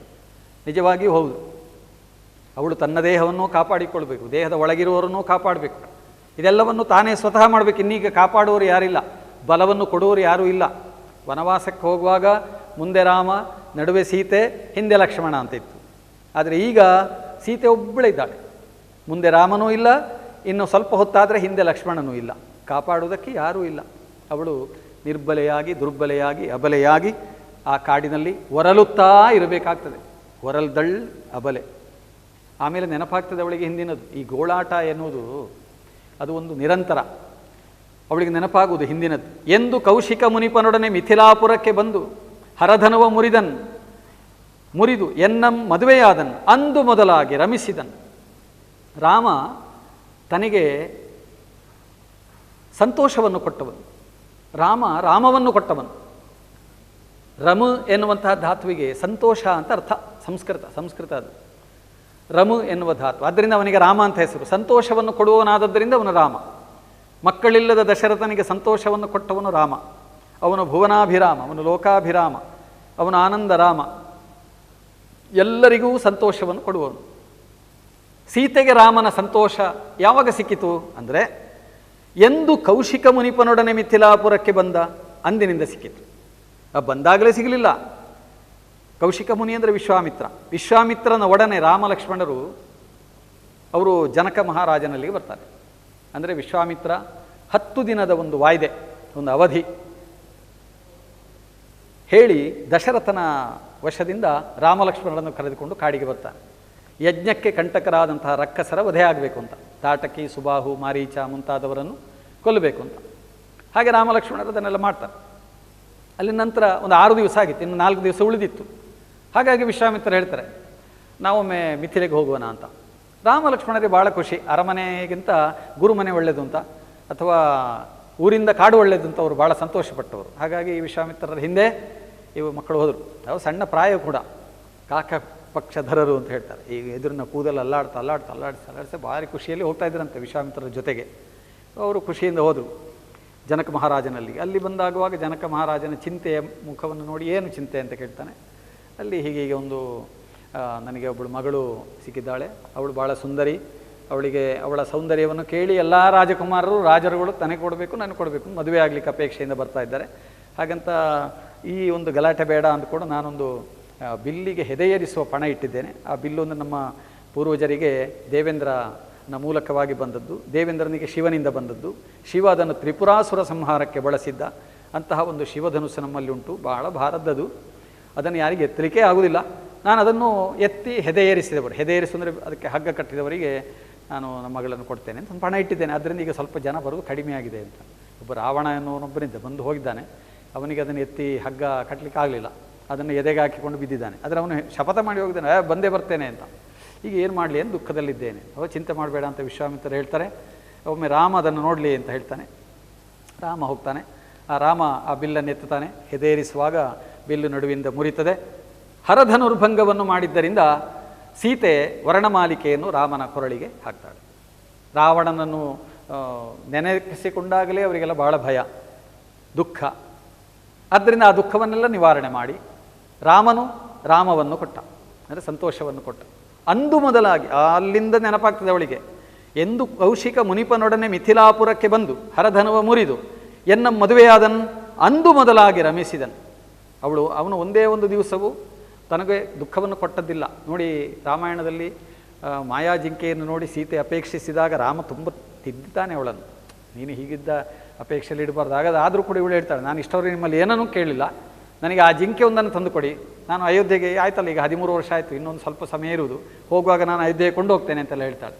ನೀವು ಇದನ್ನು ಕೊಡಲಿಲ್ಲ ಅಂತ ಹೇಳಿ ಆದರೆ ನಾನು ಬದುಕುವುದಿಲ್ಲ ಅಂತ ಹೇಳ್ತಾಳೆ. ಆಯಿತು ಅಂತ ರಾಮ ಕೊನೆಗೆ ಅದನ್ನು ತರುವುದಕ್ಕೆ ಹೋಗೋದು.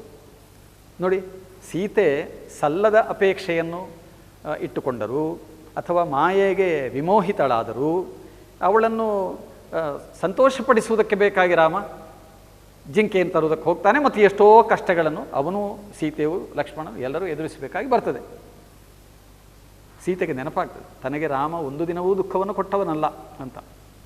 ರಮಿಸಿದನು ಎನ್ನೊಳ್ಳು. ಇದು ಒಂದು. ಆನ್ ಅಗಲ್ದೊಡೆ ತಾಮ್ ನವೆದನಲ್ಲದೆ ಪೊಂದಿದನೆ ಸೌಖ್ಯಮಂ. ನವೆದನಲ್ಲದೆ ಪೊಂದಿದನೆ, ನವೆದನಲ್ಲದೆ ಒಂದಿದನೆ ಆಗ್ತದೆ, ಫಕಾರಕ್ಕೆ ವಕಾರಾದೇಶ. ಆನ್ ಅಗಲ್ದೊಡೆ, ರಾಮನನ್ನು ಸೀತೆ ಅಗಲಿದ್ಯಾವಾಗ? ರಾವಣ ಮಾರುವೇಷದಿಂದ ಬಂದು ಸೀತೆಯನ್ನು ಅಪಹರಿಸಿದಾಗ.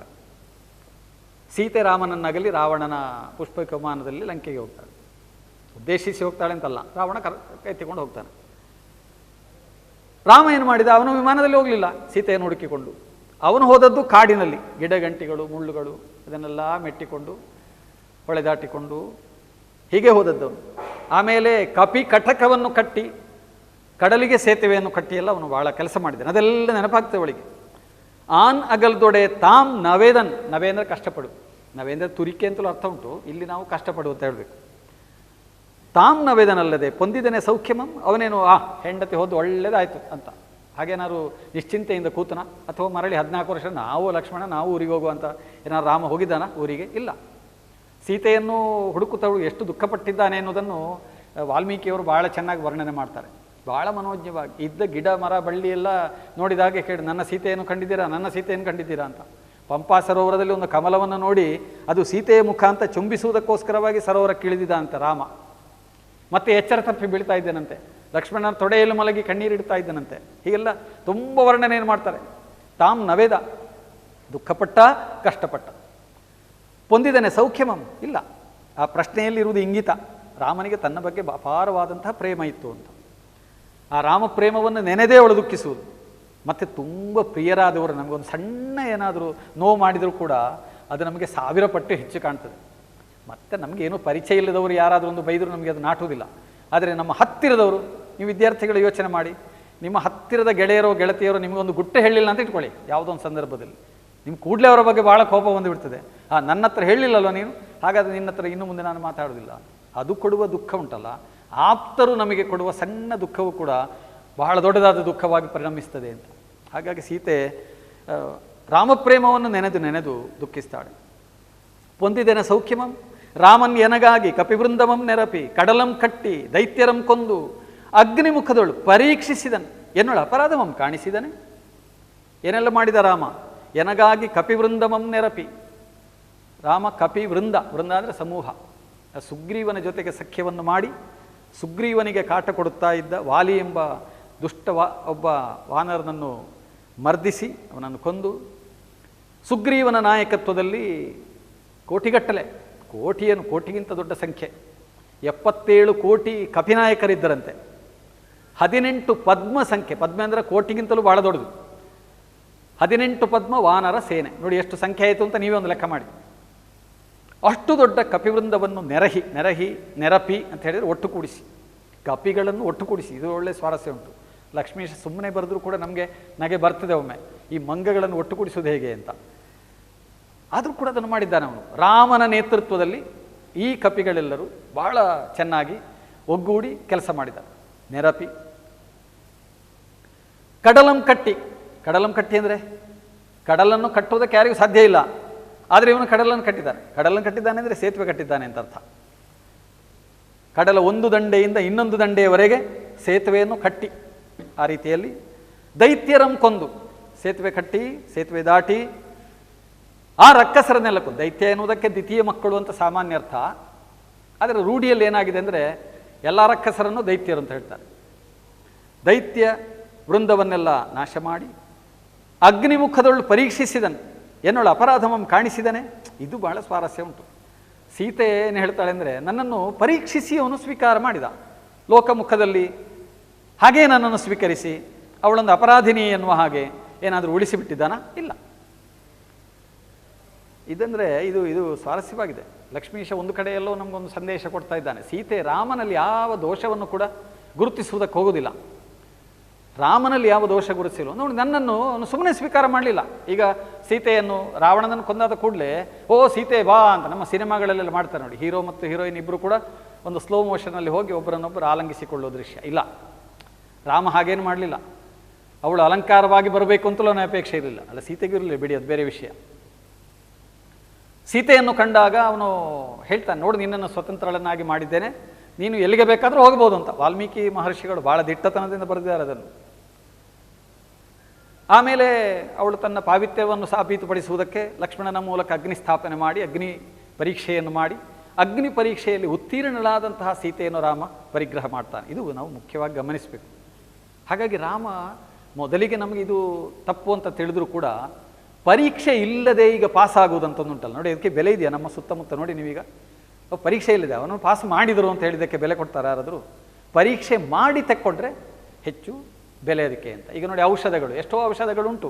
ಹಾಗಂತ ಅದನ್ನು ಅನೇಕ ಬಗೆಯ ಪರೀಕ್ಷೆಗೆ ಒಳಪಡಿಸಿ ಇದರಲ್ಲಿ ಮೌಲ್ಯ ಇದೆ ಅಂತ ತೀರ್ಮಾನ ಮಾಡಿದರೆ ಮಾತ್ರ ಆಮೇಲೆ ಅದು ಸ್ವೀಕಾರಕ್ಕೆ ಯೋಗ್ಯವಾಗು. ಹಾಗೆ ನನ್ನನ್ನು ಅವನು ಸುಮ್ಮನೆ ಹೀಗೆ ಸ್ವೀಕಾರ ಮಾಡಿದ್ದಲ್ಲಲ್ಲ, ಕೇವಲ ಭಾವುಕತೆಯಿಂದ ಸ್ವೀಕರಿಸಿದ್ದಲ್ಲವಲ್ಲ, ಅವನು ನನ್ನನ್ನು ಪರೀಕ್ಷೆಯ ನಂತರವೇ ಸ್ವೀಕಾರ ಮಾಡಿದ್ದಾನಲ್ಲ.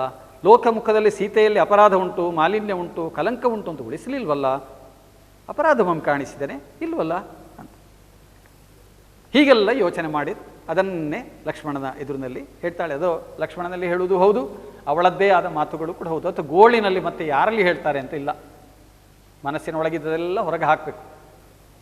ಎನ್ನೊಳ್ ಅಪರಾಧವಂ ಕಾಣಿಸಿದ್ದೇನೆ. ಆಮೇಲೆ ಇನ್ನೊಂದಷ್ಟು ಪದ್ಯಗಳಿವೆ, ನಾವಿಲ್ಲಿ ಸಂಕ್ಷಿಪ್ತವಾಗಿ ಇದನ್ನು ಹೇಳ್ತಾ ಇದ್ದೇವೆ. ಏಕೆ ನಿಂದಹೆ ಸೌಮಿತ್ರಿ, ಏಕೆ ನಿಂದಹೆ, ನಿಂದಹೆ ಅಂದರೆ ನಿಂತಿದ್ದೀಯೇ ಅಂತ, ನಿಂದಪೆ ನಿಂದಹೆ ಆಗ್ತದೆ, ಪಕಾರ ಹಕಾರ ಆಗ್ತದೆ. ಇದು ನಡುಗನ್ನಡ ಕಾಲದ ಒಂದು ಸಂದರ್ಭ, ಆದ್ದರಿಂದ ಪಕಾರ ಹಕಾರ ಆಗುವುದೆಲ್ಲ ಸಾಮಾನ್ಯ. ಏಕೆ ನಿಂದಹೆ ಪೋಗು ಸೌಮಿತ್ರಿ ಕೋಪಿಸನೆ ಕಾಕುತ್ಸ್ಥನ್. ಕಕುತ್ ಅಂತ ಹೇಳಿದರೆ ಎತ್ತು ಅಂತ ಅರ್ಥ. ಒಂದು ಸಲ ಒಬ್ಬ ರಾಜ, ಇಂದ್ರವಾಹನ ಅಂತಲೂ ಕೂಡ ಅವನನ್ನು ಕರೀತಾರೆ, ಅವನನ್ನು ದೇವೇಂದ್ರ ರಾಕ್ಷಸರ ವಧೆಗಾಗಿ ದೇವಲೋಕಕ್ಕೆ ಆಹ್ವಾನ ಮಾಡಿದನಂತೆ. ಆಹ್ವಾನ ಮಾಡುವಾಗ ರಾಜ ಹೇಳ್ತಾನೆ, ನನಗೆ ನೀನು ವಾಹನ ಆದರೆ ನಾನು ಯುದ್ಧ ಮಾಡ್ತೇನೆ ಅಂತ. ಇಂದ್ರನೇ ಅವನಿಗೆ ಎತ್ತಿನ ರೂಪದಲ್ಲಿ ವಾಹನವಾಗಿ ಸಹಾಯ ಮಾಡ್ತಾನೆ. ಸೂರ್ಯವಂಶದೊಬ್ಬ ರಾಜನಿಗೆ. ಆದ್ದರಿಂದ ಅವನನ್ನು ಕಕುತ್ ಸ್ಥ, ಕಕುತ್ ಅಂತ ಹೇಳಿದರೆ ಎತ್ತಿನ ಭುಜ, ಎತ್ತಿನ ಹಿಣಿಲು. ಅಲ್ಲಿ ಸ್ಥ ಅಂದರೆ ನಿಂತವನು, ಕೂತವನು, ಸ್ಥಾಪಿತನಾದವನು ಎಂಬ ಅರ್ಥ.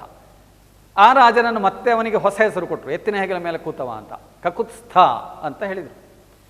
ಅವನ ನಂತರದಲ್ಲಿ ಅವನ ವಂಶದಿಂದಲೇ ಬಂದವರಿಗೆಲ್ಲ ಕಾಕುತ್ಸ್ಥರು ಅಂತ ಹೆಸರಾಯಿತು. ಅಂದರೆ ಆ ಒಬ್ಬ ಮಹಾನುಭಾವನ ಹೆಸರನ್ನು ಮತ್ತೆ ವಂಶದವರೆಲ್ಲರೂ ಕೂಡ ಬಳಸಲಿಕ್ಕೆ ಅವಕಾಶ ಆಯಿತು. ರಘುವಿನ ವಂಶದವರು ರಾಘವರು, ಹಾಗೆ ಇಲ್ಲಿ ಕಕುತ್ಸ್ಥನ ವಂಶದವರು ಕಾಕುತ್ಸ್ಥರಾಗ್ತಾರೆ. ರಾಮನ ಹೆಸರದು ಒಂದು. ನೀವು ರಾಮನ ಹೆಸರಿಗೆ ತುಂಬ ಪರ್ಯಾಯ ಪದಗಳನ್ನು ಇದರಲ್ಲಿ ಗುರುತಿಸ್ಬೋದು. ಏಕೆ ನಿಂದಹೆ, ಹೋಗು ಸೌಮಿತ್ರಿ, ಕೋಪಿಸನೆ ಕಾಕುತ್ಸ್ಥನ್, ಇಲ್ಲಿ ತಳುವಿದೊಡೆ, ತಳುವು ಅಂದರೆ ತಡ ಮಾಡುವಂಥ ಅರ್ಥ.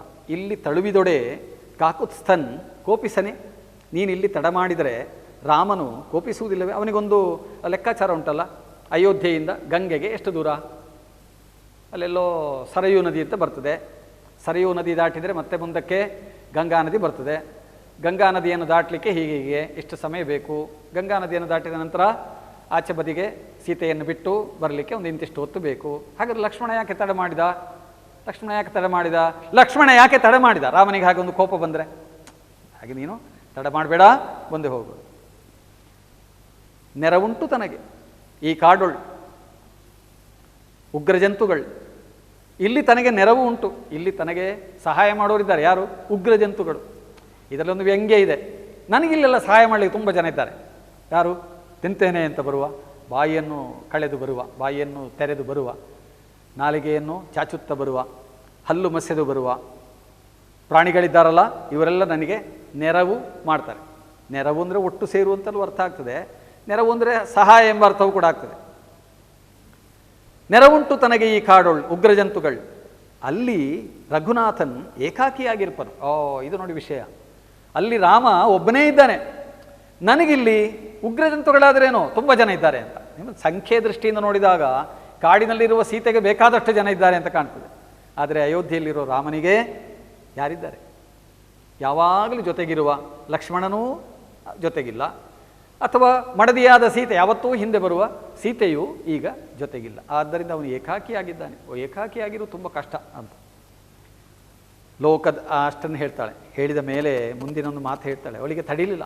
ಒಂದು ಸಂದರ್ಭದಲ್ಲಿ ಹೋಗು ಲಕ್ಷ್ಮಣ ಅಂತ ಹೇಳಿದ್ರು, ಮತ್ತೊಂದು ಸಂದರ್ಭದಲ್ಲಿ ಪುನಃ ಅವಳ ಮನಸ್ಸಲ್ಲಿ ಪ್ರಶ್ನೆ ಬರ್ತದೆ.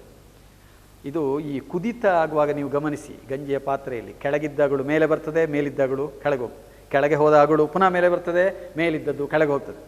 ಹಾಗೆ ದುಃಖ ಎನ್ನುವುದು ಈ ತಳಮಳವಾಗುತ್ತಾ ಇರುವಾಗ, ಕುದಿತವಾಗ್ತಾ ಇರುವಾಗ ಪುನಃ ಪ್ರಶ್ನೆ ಬಂತವಳಿಗೆ. ಲೋಕದ ರಸು ಏಗೈದೊಡಂ ತನ್ನ ಕಿಂಕರರ್ ಬೇಕು ಬೇಡ ಎಂದು ಪೇಳರೆ. ಒಂದು ಪ್ರಶ್ನೆ ನೋಡಿ ಹೇಗಿದೆ ಅಂತ, ಬಹಳ ಮಾರ್ಮಿಕವಾದ ಪ್ರಶ್ನೆ ಏನು ಹೇಳ್ತಾಳೆ. ಪ್ರಭುತ್ವ ಅಂದರೆ ಏನು ಲಕ್ಷ್ಮಣ? ಅರಸು ಏಗೈದೊಡಂ ತನ್ನ ಕಿಂಕರರ್ ಬೇಕು ಬೇಡ ಎಂದು ಪೇಳರೆ. ಇದು ವರ್ತಮಾನಕ್ಕೂ ಕೂಡ ಅನ್ವಯ ಆಗತಕ್ಕಂತಹ ಅಥವಾ ಸಾರ್ವಕಾಲಿಕವಾಗಿ ಅನ್ವಯವಾಗತಕ್ಕಂಥ ಒಂದು ಪ್ರಶ್ನೆ. ಪ್ರಭುತ್ವ ಅಂದರೆ ಅದು ಉಚ್ಛೃಂಖಲವ? ಅದಕ್ಕೆ ಯಾರು ಸಂಕೋಲೆ ಕಟ್ಟುವರಿಲ್ವಾ? ಅಥವಾ ಸ್ವೇಚ್ಛೆಯೇ ಸಾಮ್ರಾಜ್ಯದ ಅಧಿಕಾರದ ಒಂದು ವೈಖರಿಯ? ಸಾರ್ವಭೌಮತ್ವ ಅಂದರೆ ಏನಪ್ಪ? ಸಾರ್ವಭೌಮತ್ವ ಅಂದರೆ ಎಲ್ಲದಕ್ಕಿಂತ ಭೂಮವಾಗಿ, ಎಲ್ಲದಕ್ಕಿಂತ ಶ್ರೇಷ್ಠವಾಗಿರೋದು. ಎಲ್ಲದಕ್ಕಿಂತ ಶ್ರೇಷ್ಠ ಆಗುವವನು ಯಾರು ಅಂದರೆ ಎಲ್ಲರ ಆಕಾಂಕ್ಷೆಗಳನ್ನು ಗಮನಿಸುವವನು, ಎಲ್ಲರ ಆಸೆಗಳನ್ನು ಗಮನಿಸುವವನು, ದಮನಿಸುವವನಲ್ಲ. ಲೋಕದಲ್ಲಿರುವಂತಹ ಎಲ್ಲ ಜನಗಳನ್ನು ಅತ್ಯಂತ ಅವರ ಯೋಗ ಕ್ಷೇಮ ಎರಡನ್ನೂ ಕೂಡ ಕಾಪಾಡುವವನು, ಅವನನ್ನು ಸಾರ್ವಭೌಮ ಅಂತ ಹೇಳಬೇಕು, ಅವನನ್ನು ಅರಸ ಅಂತ ಹೇಳಬೇಕು. ನಮ್ಮಲ್ಲೊಂದು ಗಾದೆ ಉಂಟು ಕನ್ನಡದಲ್ಲಿ, ಆಳಾಗಬಲ್ಲವನು ಅರಸಾಗಬಲ್ಲ. ಆಳಿನ ದುಃಖ ಏನು ಅಂತ ತಿಳಿದವನು ಮಾತ್ರ ಆಳಬಲ್ಲ. ಹಾಗಾಗಿ ಸೀತೆ ಕೇಳ್ತಾಳೆ, ಲೋಕದ ಅರಸು ಏಗೈದೊಡಂ ತನ್ನ ಕಿಂಕರರ್ ಬೇಕು ಬೇಡ ಎಂದು ಪೇಳರೆ. ಬೇಕು ಬೇಡ ನೋಡಿ, ಬೇಕು ಬೇಡ ಅಂತ ಒಳ್ಳೆ ಈ ರೂಢಿಯ ಶಬ್ದ ಇದು. ಬೇಕು ಬೇಡ ಅಂತ ಹೇಳಿದರೆ ಸರಿ ತಪ್ಪು ಅಂತ ಅರ್ಥ. ಬೇಕು ಬೇಡ, ಈ ಬೇಕು ಬೇಡ ಅಂತ ಹೇಳುವುದಿಲ್ವ? ಕಿಂಕರರು ಅಂದರೆ ಸೇವಕರು, ಅನುಚರರು, ಪರಿಜನರು, ಪ್ರಜೆಗಳು ಅಂತ ಅರ್ಥ. ಸೇವಕರು ಅಂತ ಸಾಮಾನ್ಯ ಅರ್ಥ.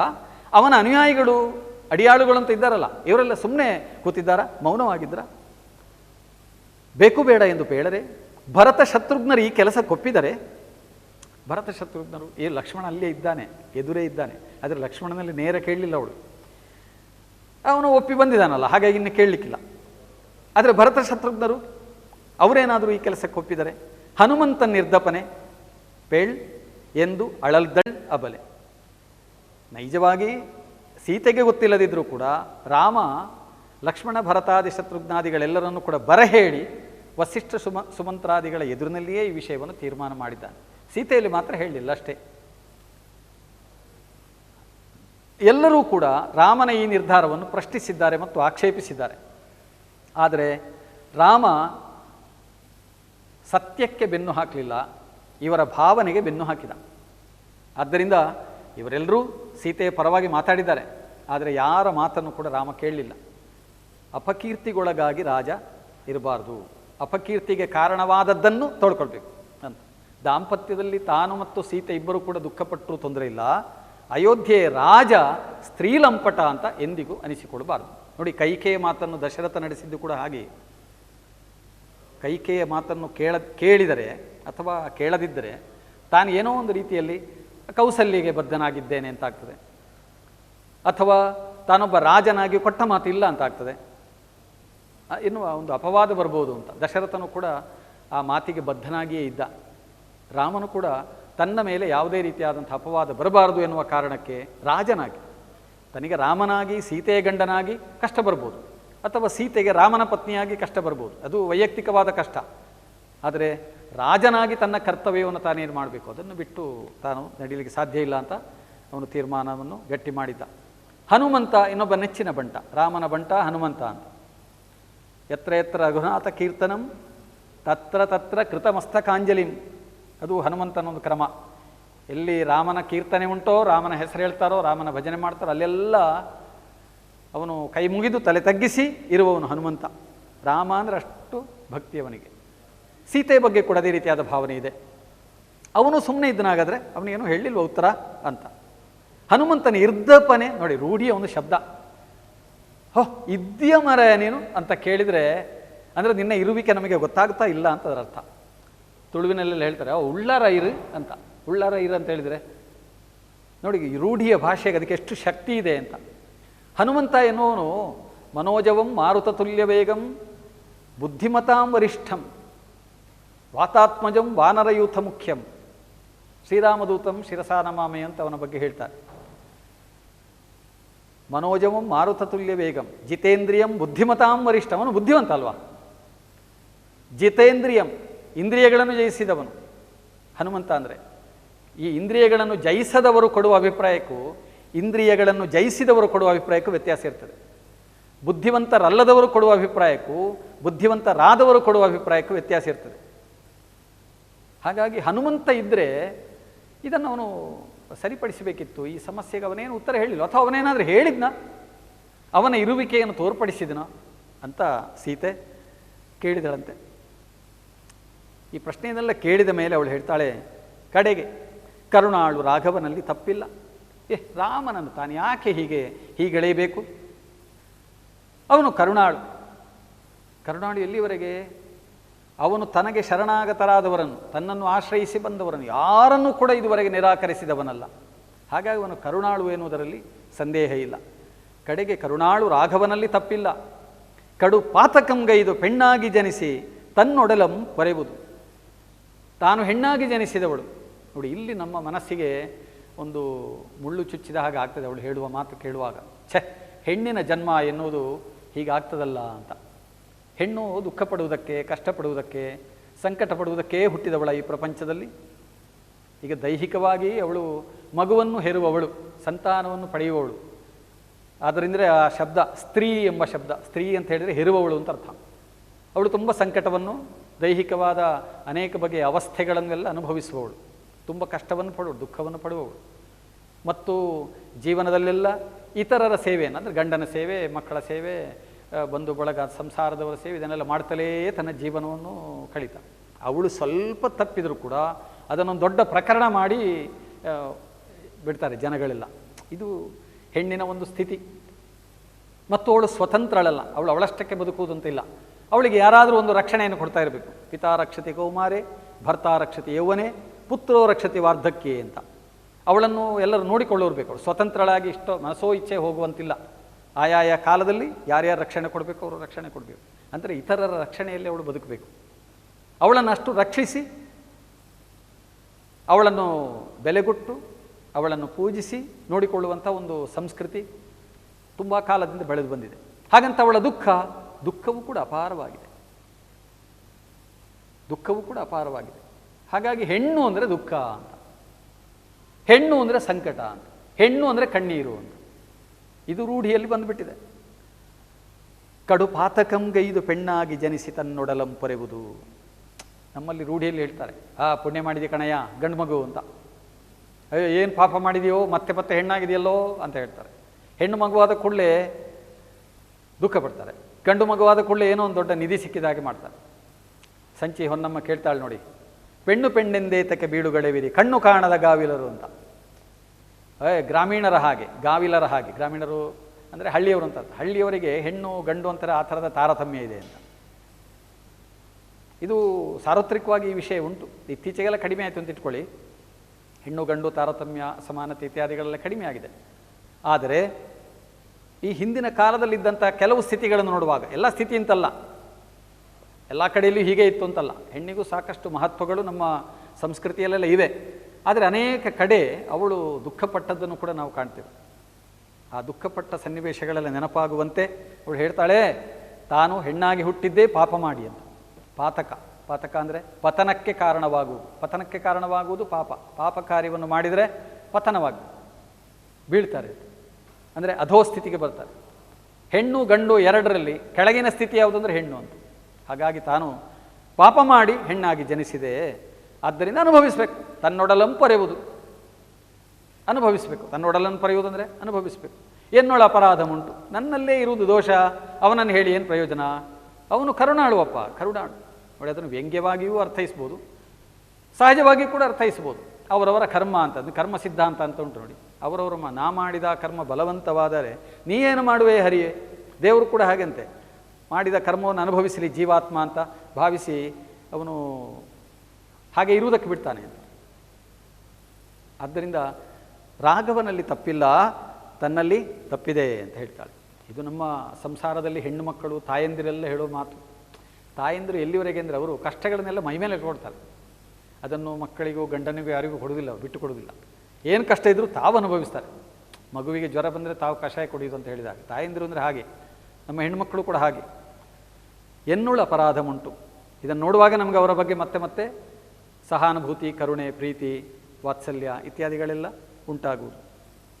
ಇಷ್ಟನ್ನು ಅವಳು ಹೇಳ್ತಾಳ. ಲಕ್ಷ್ಮಣದಲ್ಲಿ ಒಂದು ಮಾತು ಹೇಳ್ತಾಳೆ, ಸಾಕು ಎನ್ನುವುದು, ಎನ್ನೊಳ ಅಪರಾಧ ಉಂಟು ಸಾಕು ಎನ್ನುವಲ್ಲಿಗೂ ಅದನ್ನು ಅನ್ವಯ ಮಾಡ್ಬೋದು, ಆ ಸಾಕು ಎಂಬ ಶಬ್ದವನ್ನು.